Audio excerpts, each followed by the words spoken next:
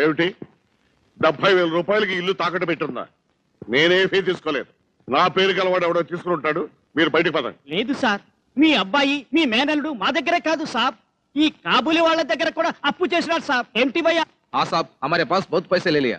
కావాలంటే చూడండి, తాకట్టు పెట్టిన మీ ఇంటి కాగితాలు. నేను పైసా కూడా ఇవ్వను. అసలు నా బీరువాలో ఉన్న ఈ డాక్యుమెంట్స్ మీ చేతిలోకి ఎలా వచ్చాయి?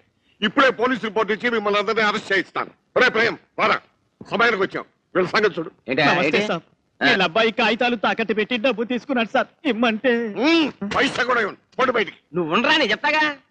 నేను ఇస్తాను, వెళ్ళు. అచ్చా సార్. సాబ్, వీళ్ళ అబ్బాయి బెంజ్ కారు కూడా తాకట్టు పెట్టి 10,000 తీసుకున్నాడు సార్. ఇదిగో ఆర్సీ బుక్. आप जाइए, मैं देख लेता हूँ. శుక్రియా సార్. जाओ. చూసావరా ప్రేమ్, ఈ వ్యథలు నా పొరువుని ఎలా ఎండగడుతున్నారు? తిడదా ఉంటే ఒకడు కొడుకు అయిపోయాడు, ఒకడు మేనల్డ్ అయ్యాడు. ఆవేశపడకరా, వాళ్లే మారుతారు. ఏం మారుతారో ఏమో. నీలాగా కూతురు కన్నా బాగుండేది. కొడుకైతే గోచి పెట్టి బయటికి పంపినా పేచీ లేకుండా వస్తాడు. అదే కూతురు అనుకో, బయటికి వెళ్తే కాలుదారు వస్తుందో కడుపుతో వస్తుందో అని కంగారు పడి చావాలి. సరేరా, ఏమిటి పొద్దునే వచ్చావు? అన్నట్టు ఎందుకు వచ్చాను నేను? నీ మతి పరిపు మండినట్టే ఉంది. నీకుతేలా ఉంది? నీకుతంటే గుర్తుకొచ్చింది, దాన్ని చూద్దామనే బయలుదేరాను.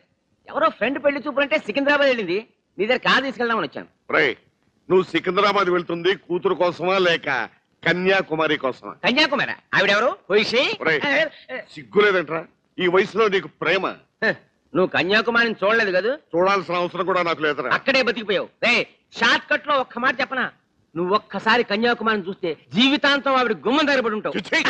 నీలాగా నాది చపల బుద్ధి కాదురా, క్యారెక్టర్ ఉన్న మనిషిని. రే, నా భార్య పోయిన తర్వాత ఇంతవరకు పరాయిస్తుంది కన్నెత్తి కూడా చూడలేదురా. అవునులే, కన్నెత్తి చూడడానికి కన్ను కొట్టడానికి నీ కొడుకున్నాడుగా, నీకు ఆ ఛాన్స్ ఎక్కడది? నీతో ఒక్క మాట చెప్పనా? ఏం చెప్తావు? నా కొడుకు బడుద్దాయి సన్నాసి అంటావు. లేదురా, ఏదో కోపం వచ్చినప్పుడు అలా అంటానంతే. ఒరే, వాళ్ళు లేకపోతే ఈ ఇల్లు ఎలా ఉందో చూసావా? రాములేని అయోధ్యలా ఉందరా. వాళ్ళు ఇల్లు వదిలిపెట్టి 6 రోజులైంది. ఎక్కడున్నారు, ఎలా ఉన్నారు?